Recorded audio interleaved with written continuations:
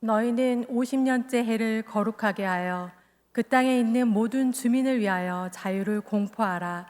이 해는 너희에게 희년이니 너희는 각각 자기의 소유지로 돌아가며 각각 자기의 가족에게로 돌아갈지어다. 아멘.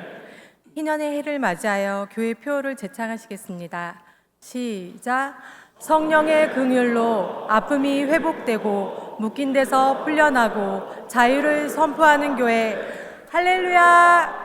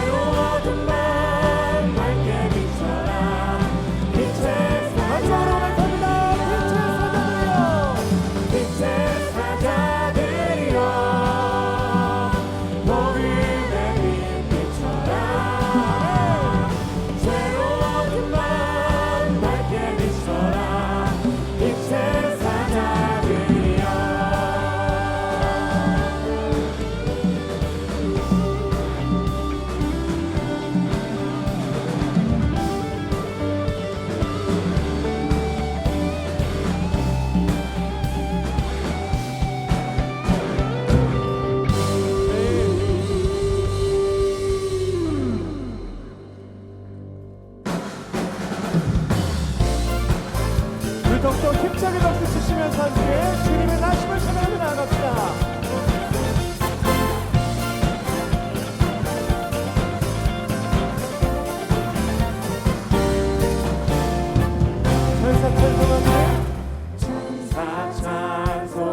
찬송하기를 거룩하신 구주께 영광 돌려보내세 구주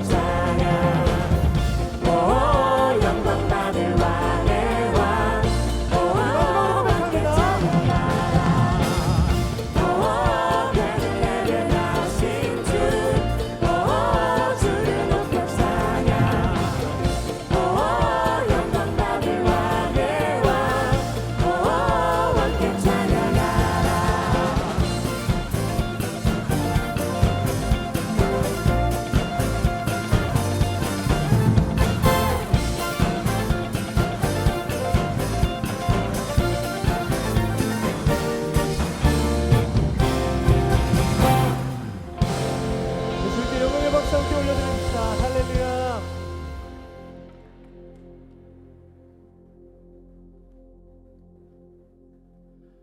할렐루야. 금년 한 해도 고난의 순간마다 우리를 붙드셔서 오늘 이 자리까지 인도하시는 주님의 은혜를 기억합니다. 돌아보면 고난도 있었지만 감사의 제목이 더 많았던 한 해였음을 고백하게 됩니다. 이 시간 각자의 삶 속에서 베풀어 주신 하나님의 은혜를 하나하나 헤아리며 앞뒤 좌우에 계신 분들께 감사한 마음으로 주님께 나아가겠습니다 라고 인사하시겠습니다.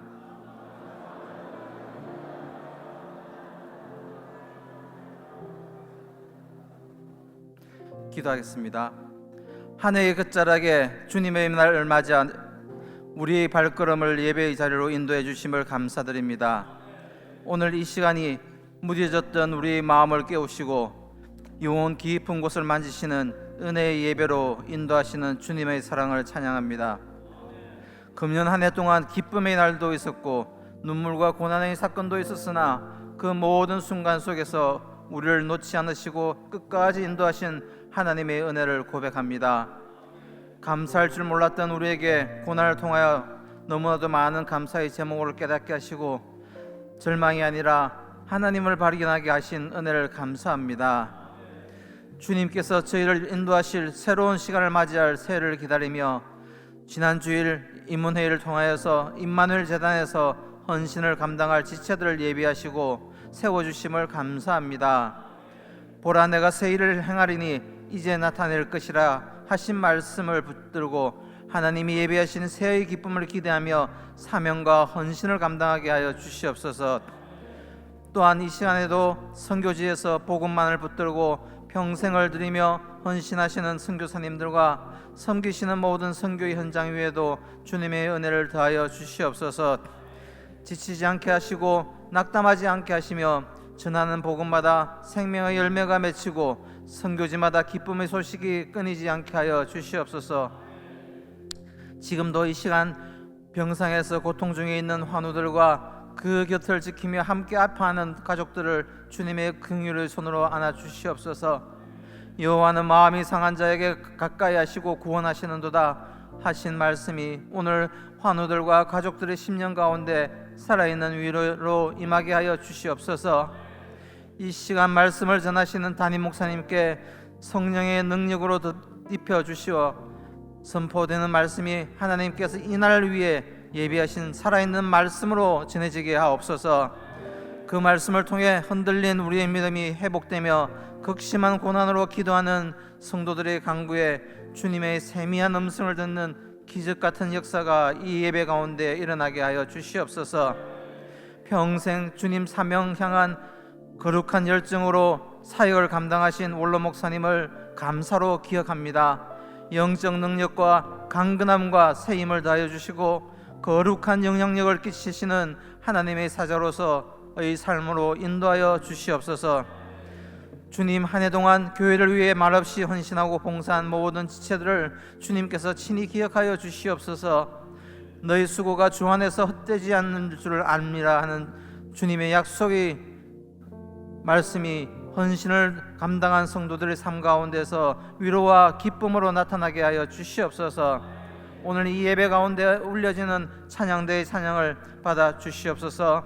사람을 향한 노래가 아니라 하나님께 드리는 참된 찬양이 되게 하시고 그 찬양을 통해 우리의 마음이 열리고 은혜가 깊이 스며드는 역사가 있게 하여 주시옵소서. 오늘 감사와 찬양과 소망을 주님께 올려드리며 우리의 삶의 주인이 되시는 예수 그리스도의 이름으로 기도드립니다. 아멘.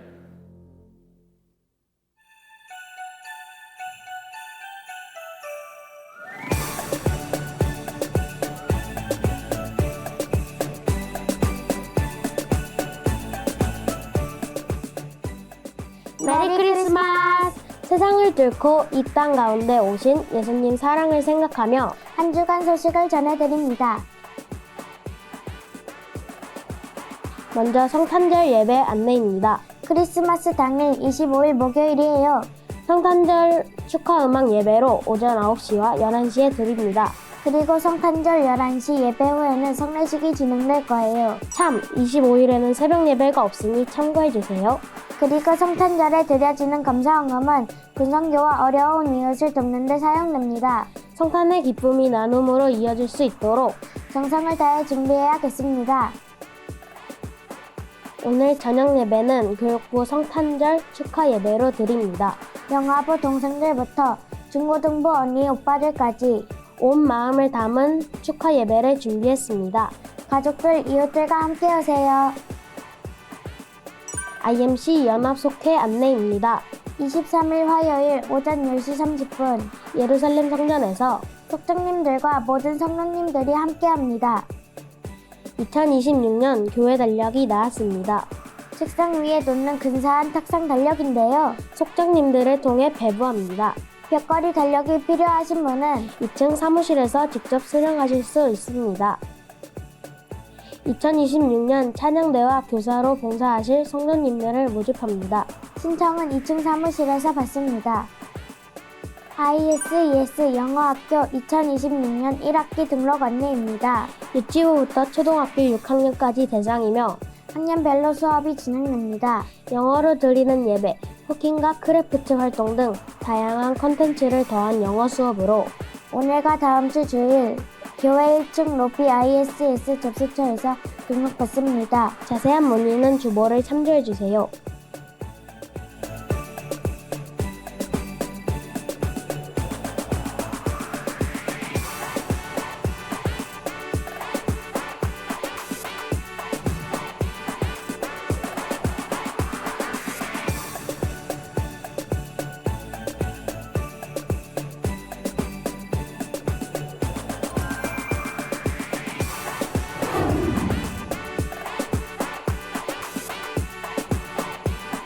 예수님 때문에 매일매일이 감동이에요. 세상에 왜 이렇게 맛있는 것들이 많을까요?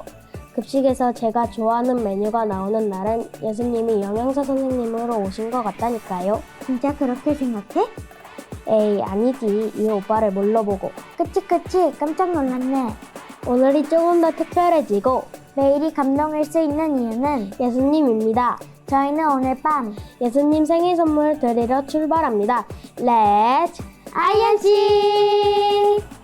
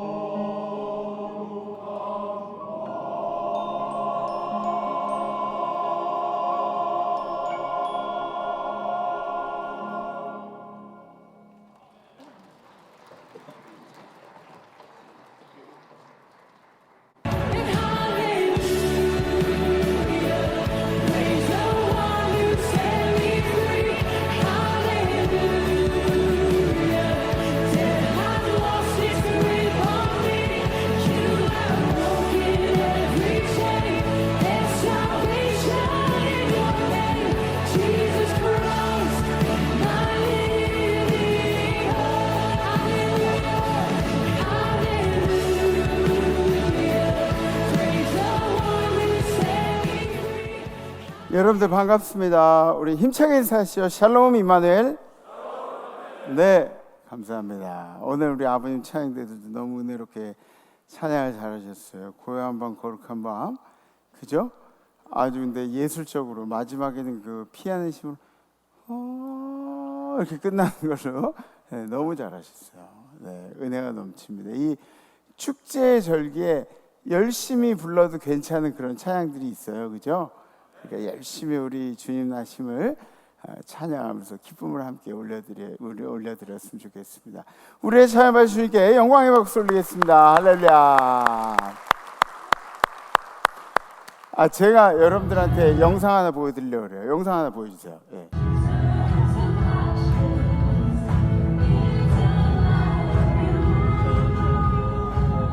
예배 때 찬양하는 거예요.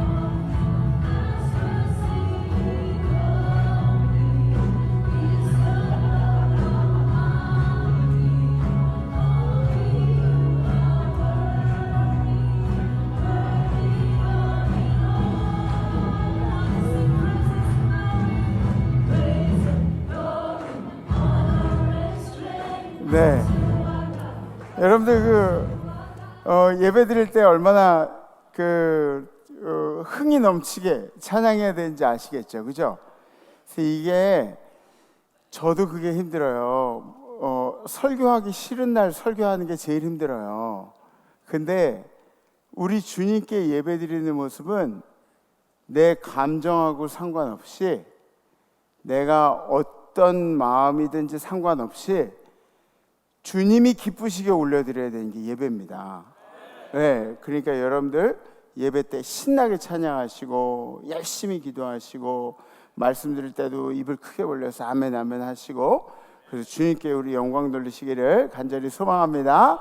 아멘. 지난주 우리 결단은 뭐였죠? 짜증내지도 짜증나는 표정도 짓지 않겠습니다. 그런 결단이었습니다. 제자의 삶을 살아보자고, 이 예배가 아니라 삶의 연장의 예배에서 그렇게 살아보자고. 그래서 일상에서 예수님이 흉내를 내는 그런 결단이었는데, 이게 결단을 하면 결단이 어려워지는 거예요. 그죠?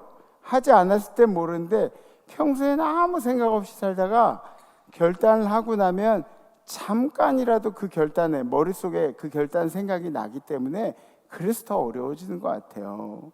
지난주에 저는 음식점에 갔는데, 음식점에서 음식은 맛있는데 종업원이 좀 이렇게 기분이가 나쁘게 하시더라고요. 그러면 손님한테 기분 나쁘게 하려면은 그러면 서비스업을 하면 안 되는 거잖아요. 그죠?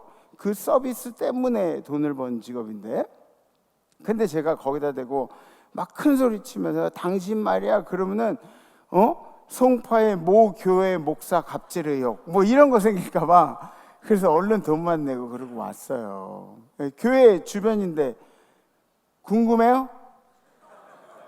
궁금하면 500원. 네, 그래요. 어쨌든 짜증내지 맙시다. 우리 얼굴이 아니에요. 우리 얼굴은 예수의 얼굴이고 우리 얼굴은 교회의 얼굴입니다. 네, 그래서 여러분들의 삶의 예배가 늘 승리하기를 주님의 이름으로 축복합니다. 성경 말씀 함께 보시겠습니다. 오늘 선포하실 하나님의 말씀은 누가복음 1장 46절에서 55절 말씀입니다. 마리아가 이르되 내 영혼이 주를 찬양하며 내 마음이 하나님 내 구주를 기뻐하였음은 그의 여종의 비천함을 돌보셨습니다.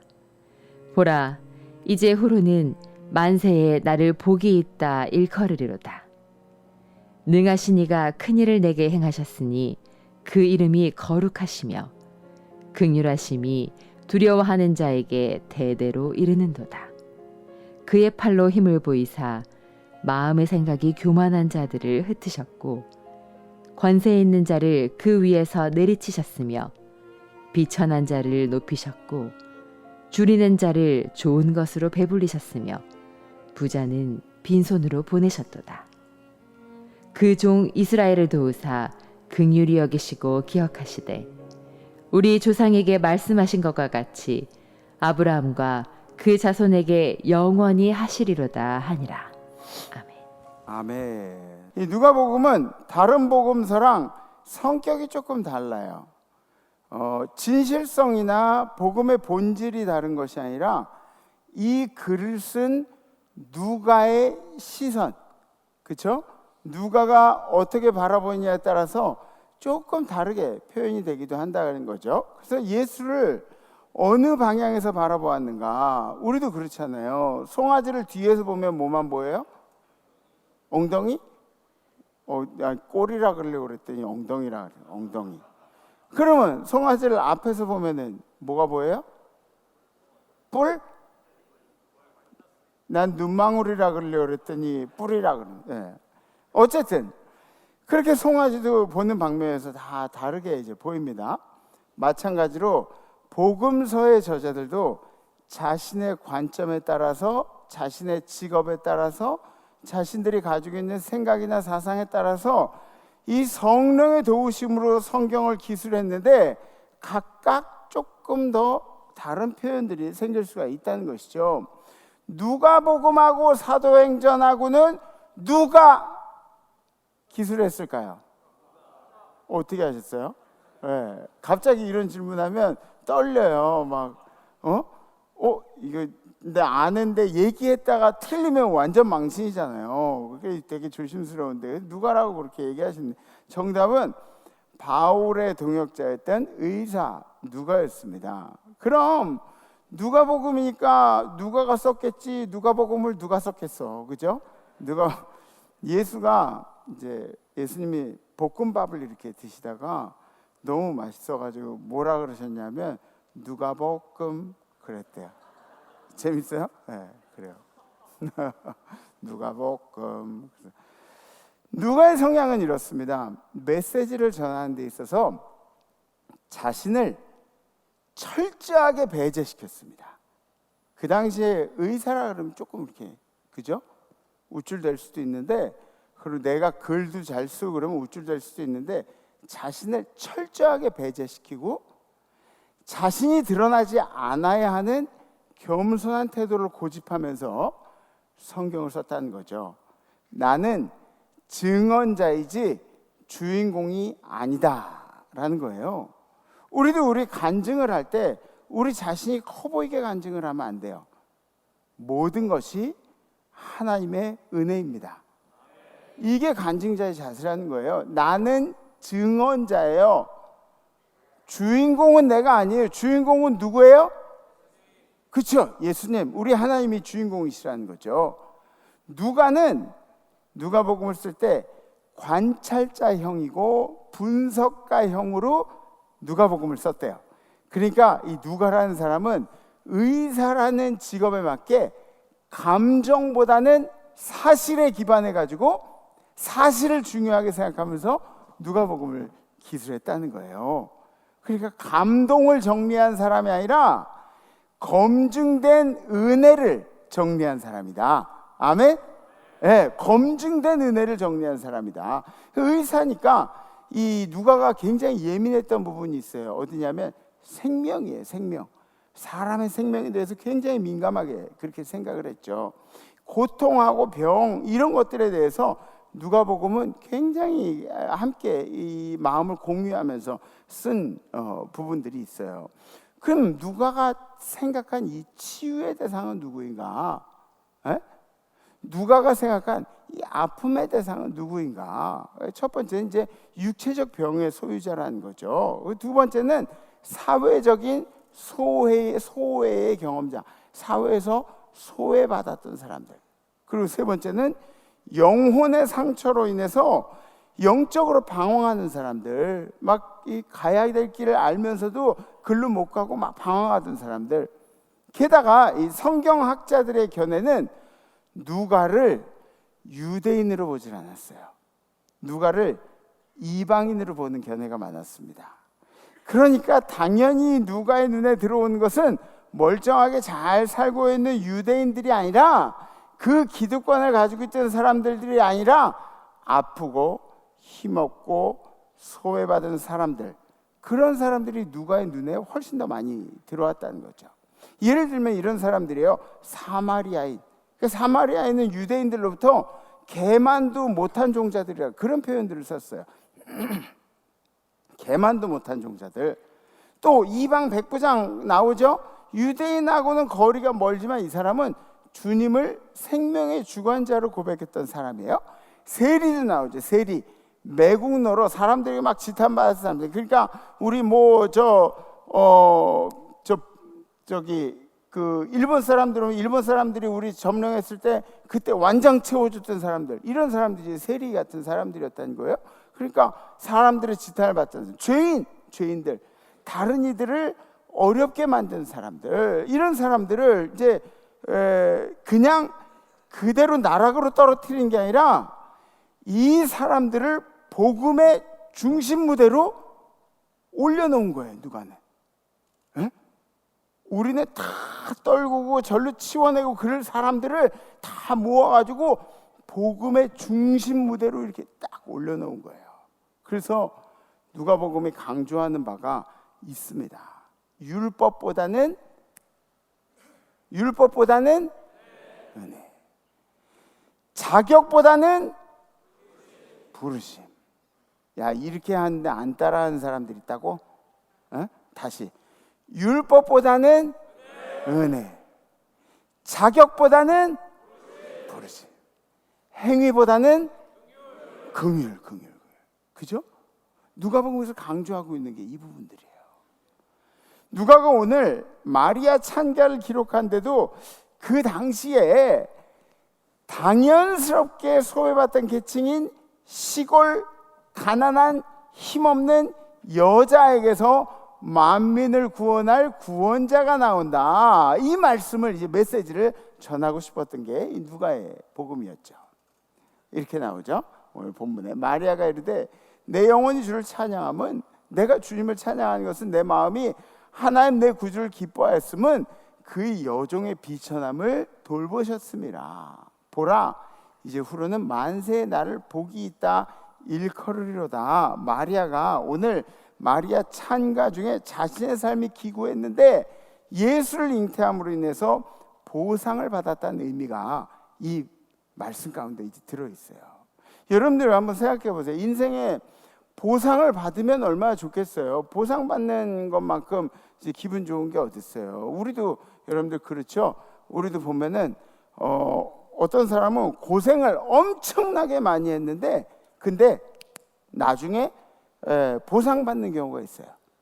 고생을 무지하게 많이 했는데 보상을 받는 경우가 있다고. 그지? 학교 다닐 때 연주 막 이렇게 연습실에서 막 이렇게 살았잖아. 지금 어때? 다른 데서 연주하면 사람들이 어머 트럼펫 멋있어 막 그런 거 보상 받는 거예요. 어떤 사람들은 노력하면 그렇게 나중에 보상 받는 경우가 있어요. 반대로 먼저 보상을 받는 경우도 있어요. 먼저 보상을 받고 나중에 대가를 치르는 그런 경우들도 있어요.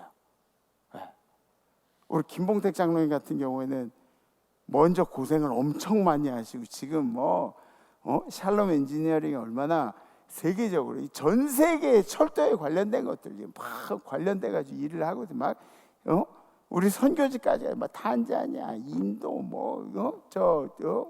세계 방방곡곡에 막 이런 처음에 고생은 나중에 대가를 받는 사람들도 있고 처음에 보상을 받고 나중에 대가를 받는 사람, 치끄러 싫은 사람도 있어요. 그런데 어떤 사람은 보상이 없이 고생만 직사게 하다가 보상 못 받고 그러고 가는 사람들도 있어요. 이 사람들 불쌍해가지고 어떻게 해요?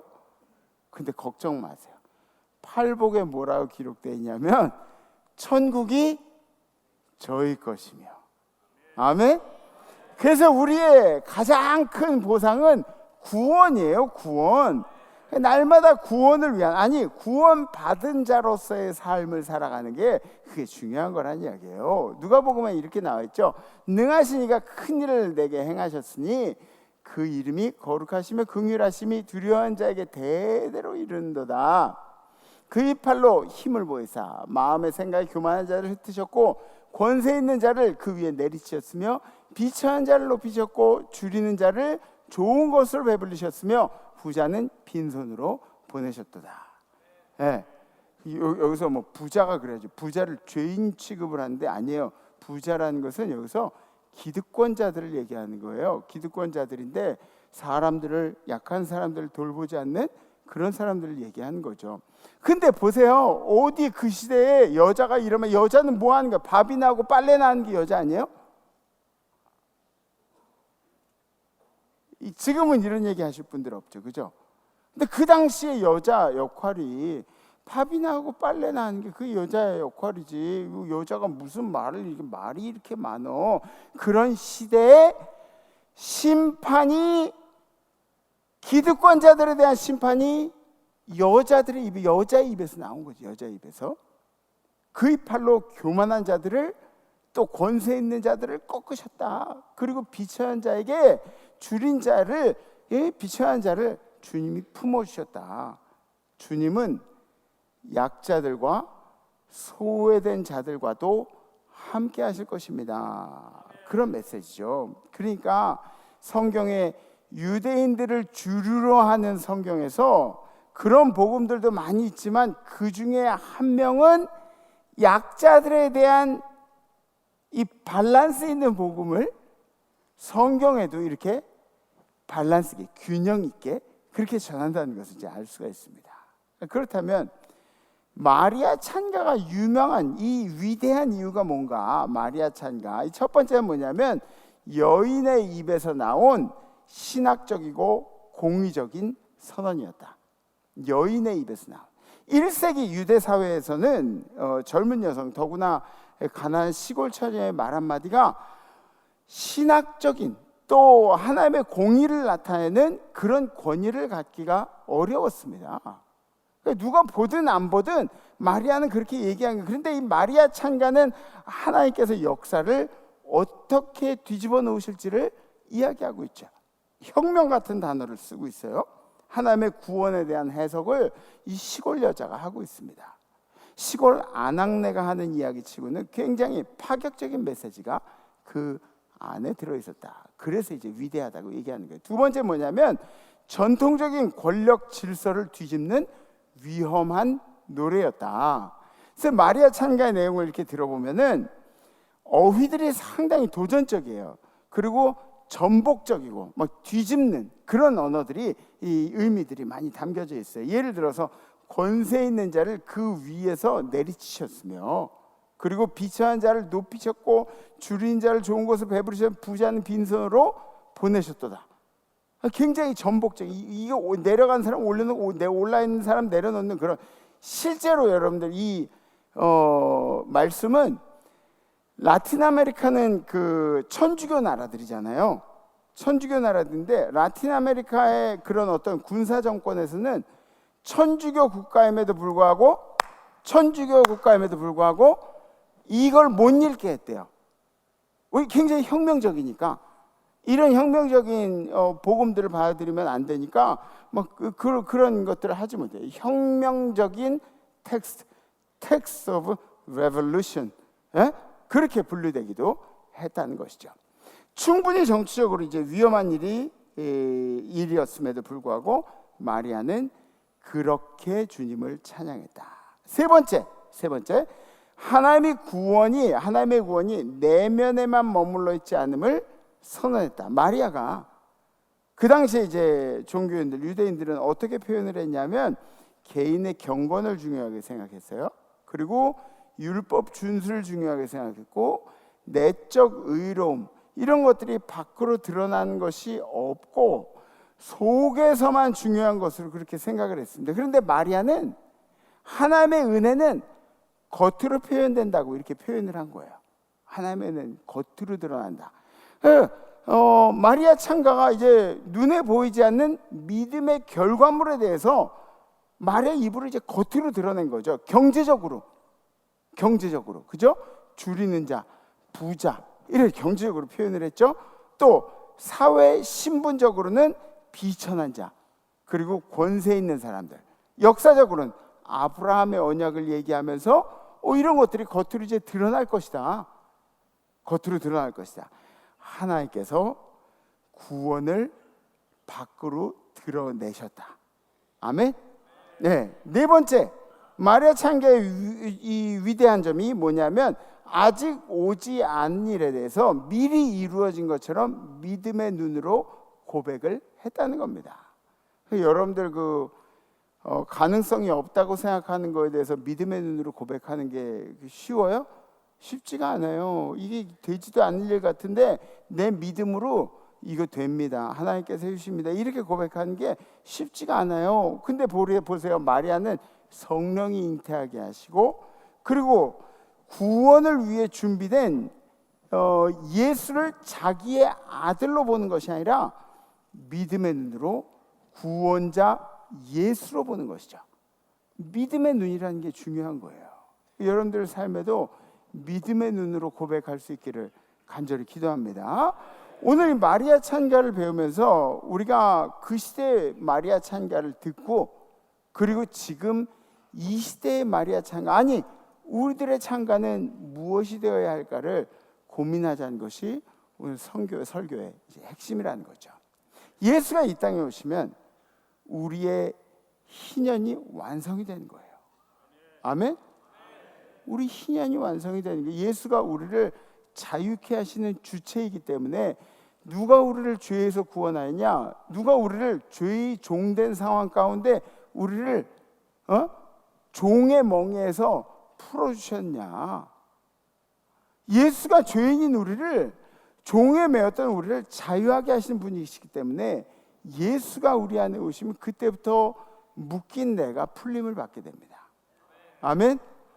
묶인 내가 풀림을 받게 되는 역사가 일어나는, 그러니까 예수가 이 희년의 마침표가 되는 거죠. 그래서 우리가 해야 할 일들은 주변을 잘 돌아보는 일들이 우리가 해야 되는 일들이에요. 지금 우리가 서 있는 사회에서 표현되어야 하는 마리아 찬가라는 것은 무엇인가? 첫 번째, 당신이 선입견을 가지고 대하는 사람은 없는가? 한번 생각해 보세요.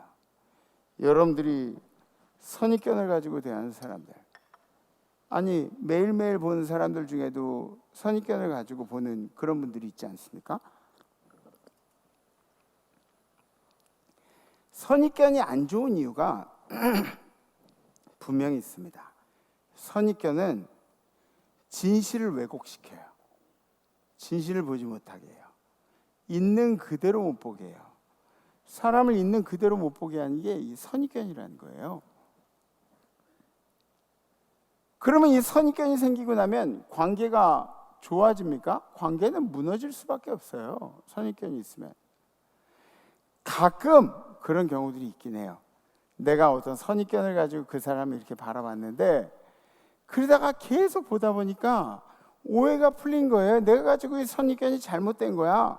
그러면 어떻게 해야 되냐면 그 사람을 찾아가서 미안하다고 얘기를 해야 되는 거예요. 왜 그런지 아세요? 내가 표현을 안 했을지라도 나는 그 사람에게 죄를 짓고 있었으니까. 맞죠? 그 사람한테 표현을 해야 되는 거예요. 또 선입견이 왜 안 좋은가요? 선입견, 배움하고 성장을 가로막는 게 바로 이 선입견이에요.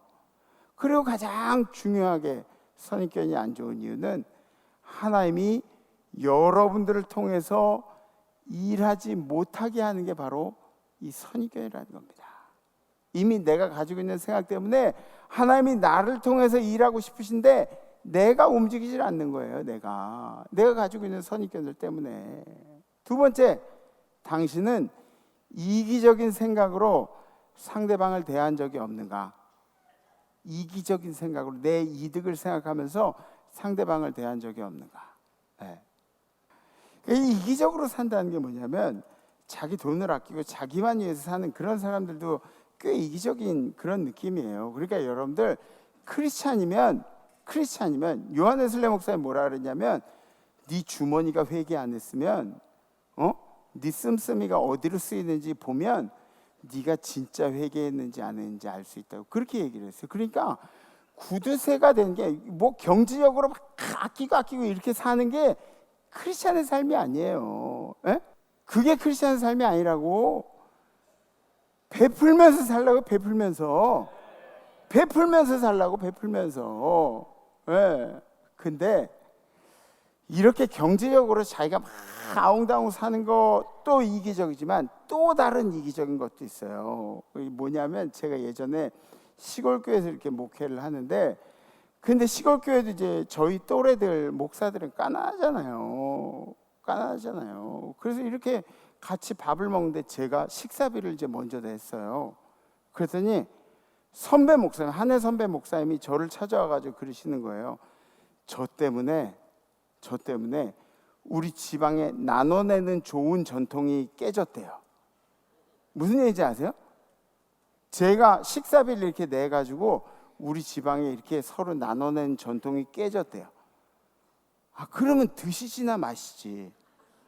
다 먹고 나서 왜 그러냐고. 그러니까 자기의 자존심과 명성 때문에 다른 사람의 선을 왜곡시키는 그런 이기적인 행동들이 우리들에게 있다니까요. 우리가 얼마나 이기적이냐면 내가 선을 베풀지 못하겠으면 남도 선을 베풀지 못하게 하는 게 그게 우리들이에요. 그게 우리들. 내가 안 했으니까 너도 하면 안 돼. 너도 하면 안 돼. 이게 우리들이라고요. 어느 새신자가 우리 교회 이제 초신자 있잖아요. 처음 교회에 나와가지고 예문을 드리려고 그렇게 하니까 중직자가 그렇게 하지 말라 그랬대요. 나만큼만 하라 그랬대요. 그래서 새신자가 저한테 한 얘기예요. 자기는 먼저 이 교회를 이뤄놓은 분들이 있으니까, 헌신하시고 수고하신 분들이 있으니까 나도 이 교회 와서 뭔가 하고 싶다고 그렇게 얘기했더니 중직이라는 분이, 속장인지 겉장인지 모르겠어요. 그러면 하지 말라 그랬대요. 자기만큼만 하라고. 아이고 창피해요. 진짜 창피해요. 우리 교회 중직이 그런 얘기 했다는 게, 자기가 헌신을 못하면 남도 헌신을 못하게 하는 거야. 하지마 나만큼만 해. 어허, 원래 그러는 거 아니야. 전통적으로 그러는 거 아니야. 나만큼만 해. 그래서 당신이 발전도 없고 성장도 없고 그런 거야. 30년 40년 다녀도 발전이 없는 거야.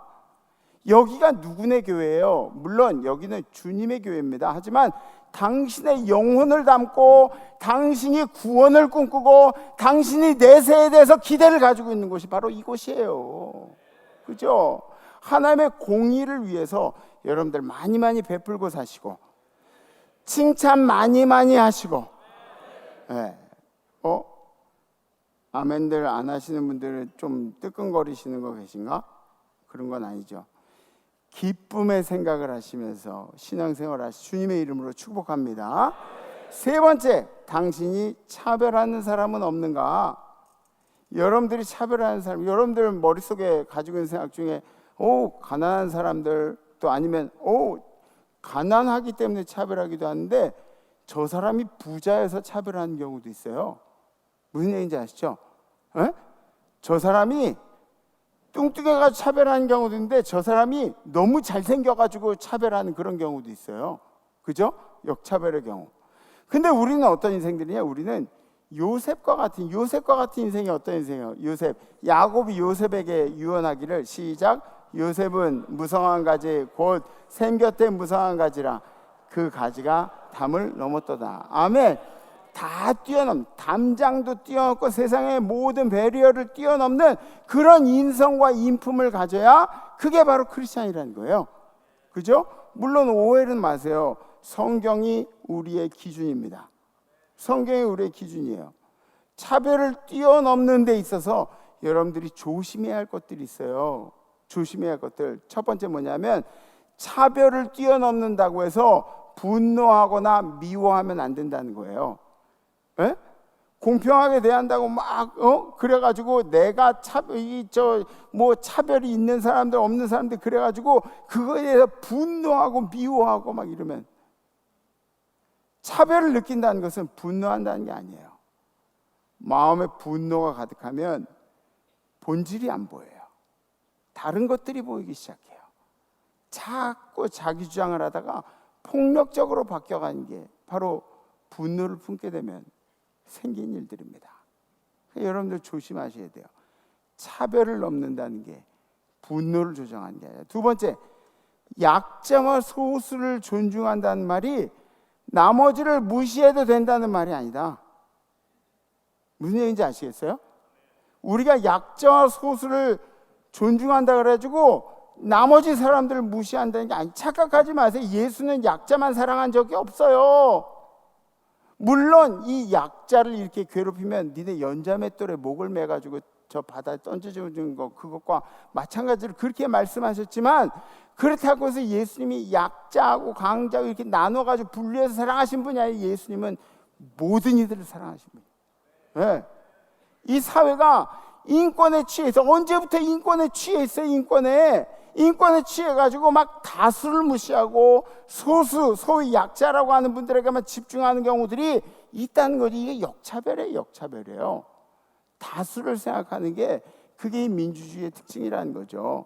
그러니까 음식점에 가서 일하시는 분들 보면은 그분들도 존중을 받아야 돼요. 그죠? 우리에게 서비스를 해주시는 분들, 그분들도 우리 성도님 중에는 제가 함께 식사를 가면 국밥집에 가든 분식집에 가든 어디를 가든 저 종업원들이 이렇게 10,000원씩 팁을 이렇게 주시는 분 계세요. 우리 성도님 중에 저희 아버지도 그러고요.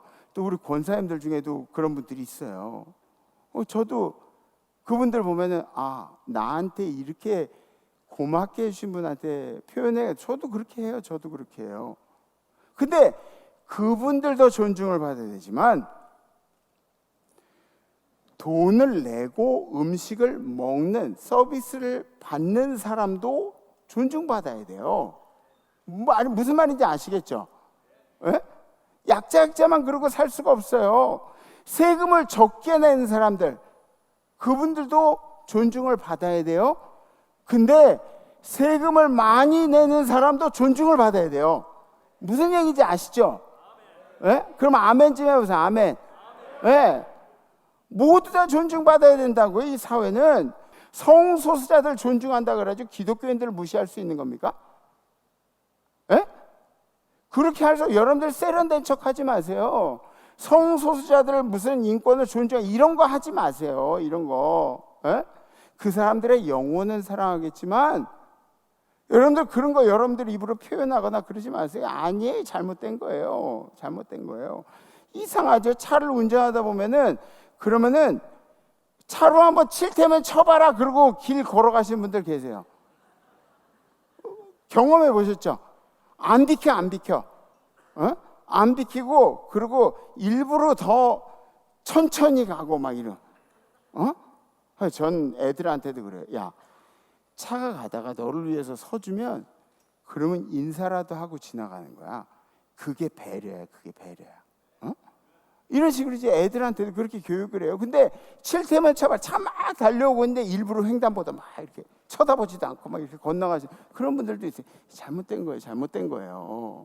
요즘 배달업체 하시는 분들, 오토바이 운전하시는 아주 경악스럽게 운전하시는 분들 계세요. 그죠? 그런 분들도 계세요. 물론 커다란 차가 조심을 해줘야 되겠지만 그래도 서로 존중하는 게 기본적인 예의예요. 그죠? 네. 이 사회는 힘들고 어렵고 사는 사람들만 있는 사회가 그 사람들만 존중받는 그런 사회가 아니에요. 모든 사람들이 서로 존중하는 사회가 이 사회라는 겁니다.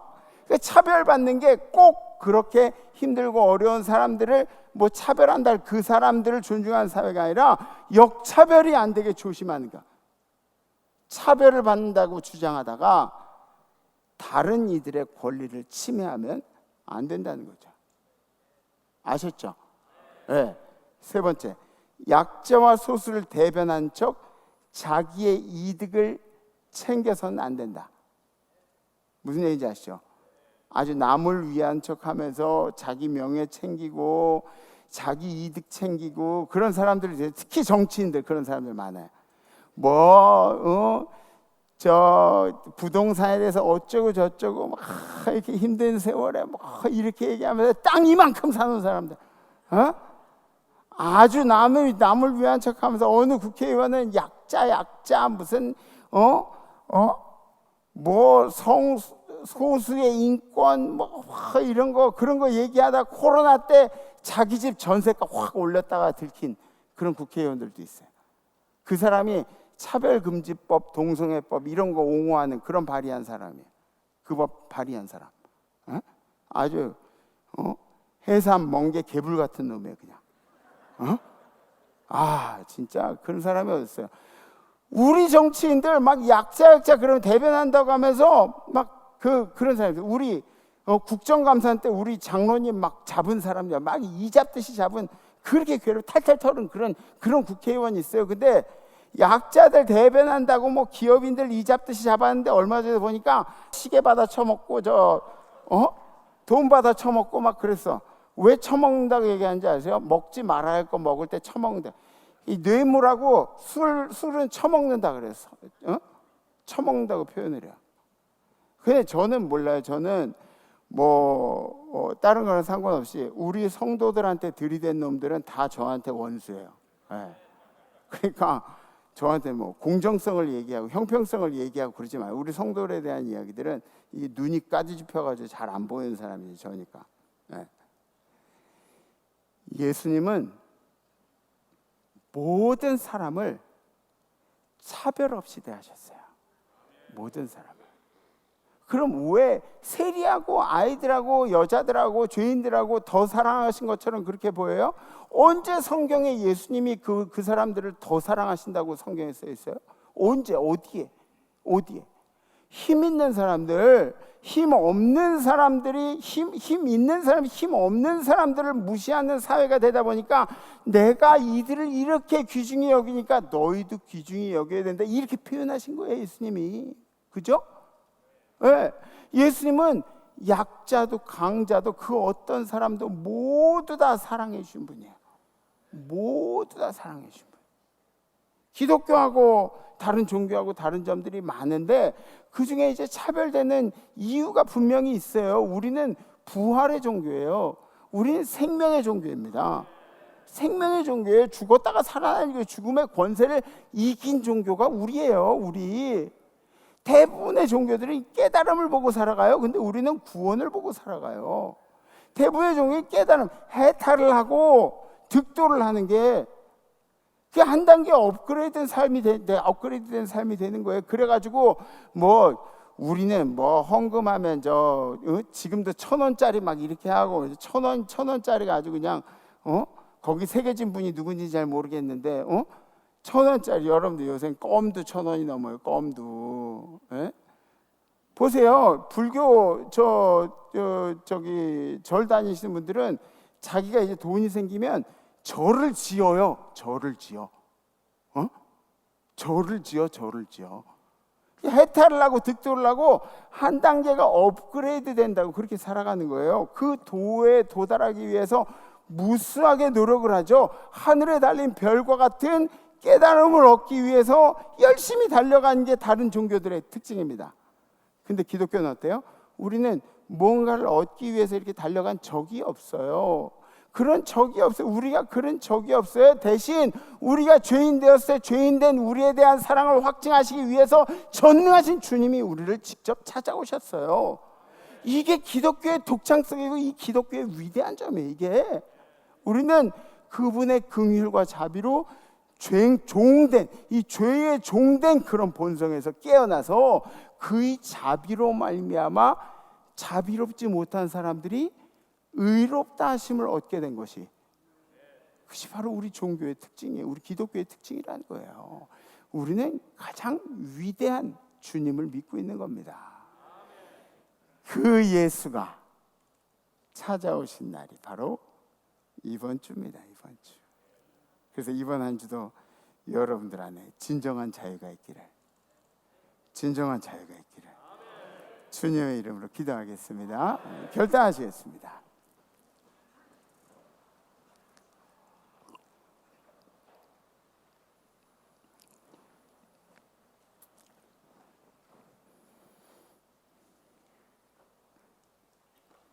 여러분들 피곤하시잖아요. 에? 주일날은 여러분들이 좀 토요일날 조금 일찍 주무세요. 조금 일찍 주무시고, 그리고 총무님은 왜냐하면 여기 앉아 있으면 저기서 다 보여. 저기서 다 보여요. 그러니까 총무님은 핫식스 같은 거 준비해 놓으세요. 아침에 핫식스, 사탕이랑 핫식스랑 여기다 깔아놔. 그냥 앞에다 깔아놔. 그래가지고 가운 입이 덥잖아요. 속에 벗어. 그냥 티셔츠만 입고. 왜냐하면 이 가운이라는 게 뭐지? 거룩한 의복이에요. 그러니까 내가 거룩하지 못한 거를 가운으로 거룩하게 성의로 입는 거예요. 그래서 찬양대가 이 가운을 입는 거예요. 그래서 속에 좀 가볍게 입고 와요. 막 뜨뜻해가지고 졸지 마시고. 네. 제 찬양대한테 얘기, 찬양대가 아니에요. 우리 얘기하는 거.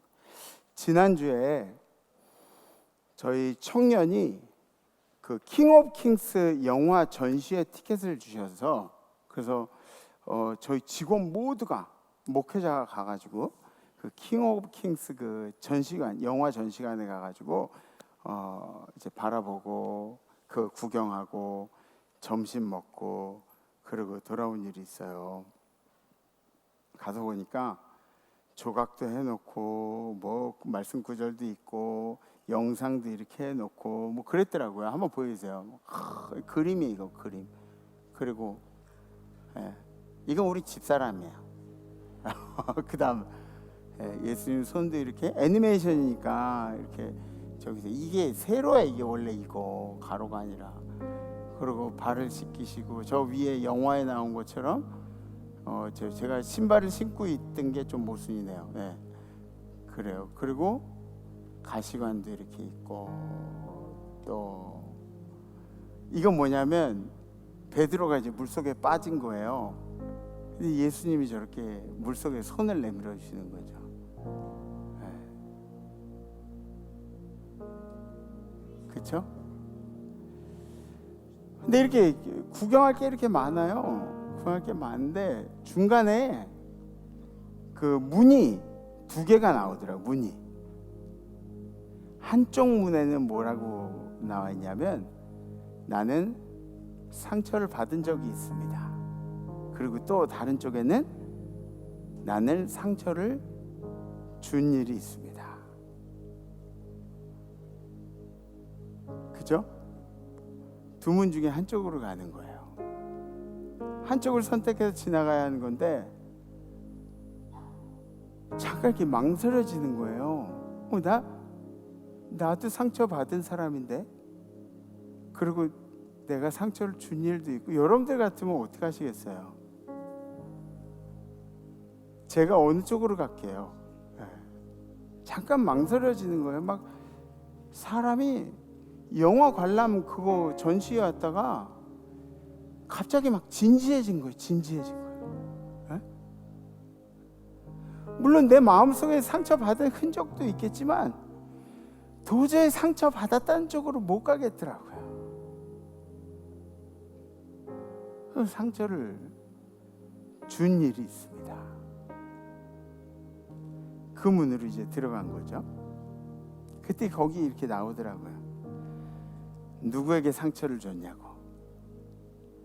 도저히 이름은 뭐 이렇게 적지 못하겠고 그 사람한테 뭐라고 한마디 쓰라고. 그래서 미안해 그렇게 썼어요. 미안해. 거기 안에 이제 굉장히 많은 의미들이 이제 들어있겠죠. 미안해. 그리고 이렇게 그 문을 통과해가지고 그 다음 블락으로 갔더니 거기에 이만한 화면에 미안해.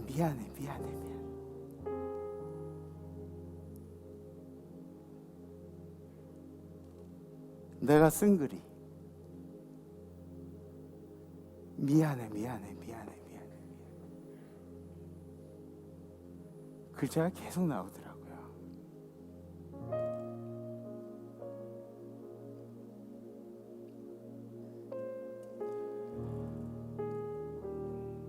그때 얼마나 제가 무너져 내렸는지 몰라요.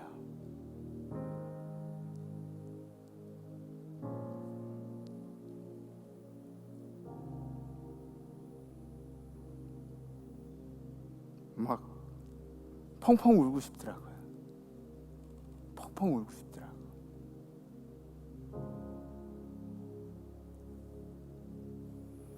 여러분들도 아마 다 그러셨을 거예요. 나도 상처받았는데 내가 상처받았다는 문으로 들어가지 못하는, 오히려 내가 상처를 준 사람으로 미안한 마음으로 살아가시는 여러분들이 많이 계실 거예요. 그런 우리들에게 예수님이 찾아오셔서 위로해 주시는 거죠. 사랑한다 정구가, 사랑한다 자영아,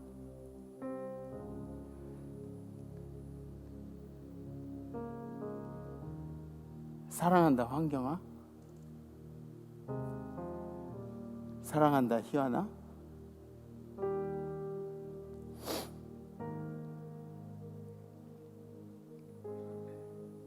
그래서 이번 주엔 이런 결단을 한번 해봅니다. 우리를 찾아오신 주님을 생각하면서 차별과 선입견이 없이 내 앞에 있는 사람에게 최선을 다하겠습니다. 아멘. 그 사람, 내 앞에 있는 사람한테 차별도 없고 선입견도 없고 최선을 다하는 거예요. 철천지 왼수 같은 남편도 최선을 다해서 대하는 거예요. 혹시 결단되신 가슴에 손을 얹으시고 손을 이렇게 들으셔야 돼요. 함께 찬양하시겠습니다.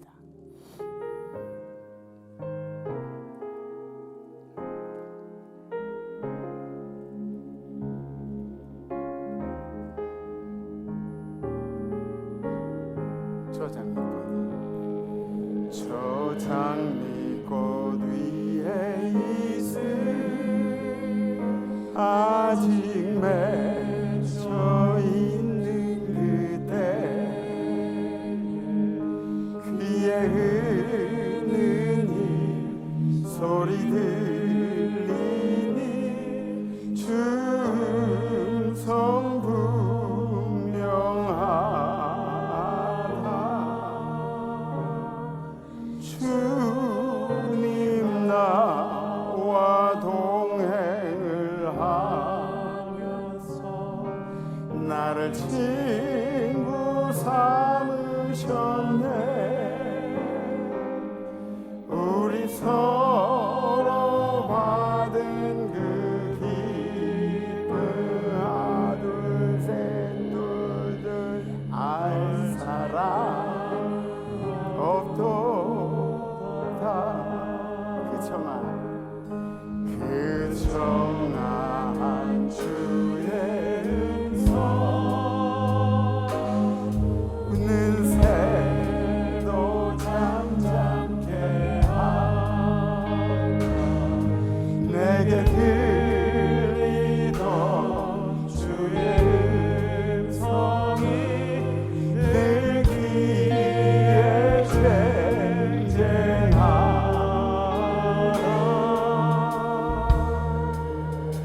주님 나와 동행을 하면서 나를 친구 삼으셨네.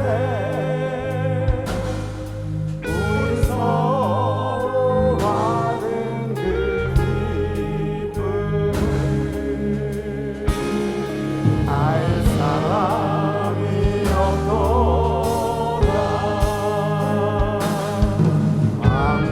밤늦도록 동산하네. 주와 함께 있으려나.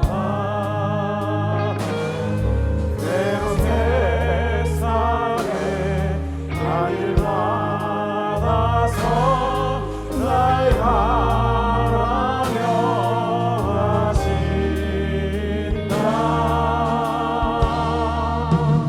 주님 나와 동행을 하면서 나를 친구 삼으셨네. 우리 서로 받은 그 기쁨을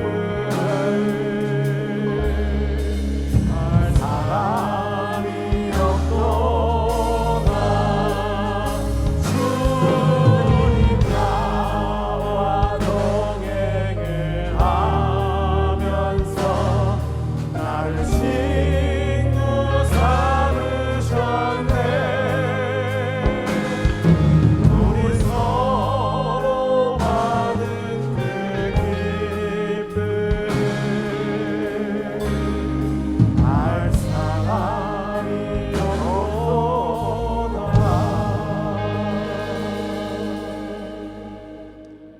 주님, 이 크리스마스에 우리 주인들을 위해서 찾아오심을 진심으로 감사합니다. 또 세상을 살아가는데 마음에 상처도 있고 상처를 준 일도 있고 복잡한 마음으로 보상을 못 받기도 하고 고생만 직사도록 하고 그러고 살아가는 우리들도 있습니다. 그러나 우리의 기쁨, 우리의 꿈은 저 하늘에 있사오니 이 희년의 정점을 찍어주신 그리고 우리를 찾아오신 주님께 영광을 올려드립니다. 주님, 우리 인생에 와주셔서 진심으로 감사를 드립니다. 이번 한 주간 우리가 예수가 우리를 사랑한 것처럼 차별도 선입견도 없이 내 앞에 있는 사람을 최선을 다해서 한번 대해보겠습니다. 하나님께서 내 앞에 있는 사람을 존중할 수 있는 마음을 허락하시고 품어 안을 수 있는 마음을 허락하여 주시옵소서. 이제는 우리를 사랑하시 이 땅에 내려오시고 우리 위해 모든 걸 내어주시고 마지막 물 한 방울 피할 바까지 다 내어주시고 그리고 죽으셨다 죽음의 권세를 이기시고 다시 살아나신 그리고 우리의 천국을 예비해 주신 예수 그리스도의 은혜와 우리가 죄인 되었을 때 우리를 위해 모든 걸 내어주신 자기 아들 독생자까지 내어주신 하나님 아버지의 무한하신 사랑하심과 우리로 하여금 이 땅 가운데 예수 흉내내면서 살 수 있도록 도우신 성령님의 교통하심이 오늘 예배드린 모든 성도들 가운데 우리 성도의 삶 속에 성도의 생활 가운데 성도의 가족 가운데 성도의 건강 가운데 성도의 후손들 가운데 해외 선교지에 우리 선교사님들과 선교사님들의 건강과 선교사님들의 가정 가운데 선교지에 있는 모든 백성들 가운데 해외 나가는 성도들 유학 중인 우리 자녀들 군에 가 있는 우리 아들 딸들 가운데 그리고 지금도 고군분투하면서 열심히 인생에 가야 할 길들 가고 있는 우리 임마누엘의 모든 성도들 가운데 그리고 이 예배를 그리워하는 임마누엘의 모든 환우들 가운데 찬양한 천사들 가운데 이제로부터 영원토록 함께 없시기를 간절히 축원하옵나이다. 아멘. 이번 한 주간 최선을 다해서 대하시고 다음 주에 뵙겠습니다. 레스 마넬.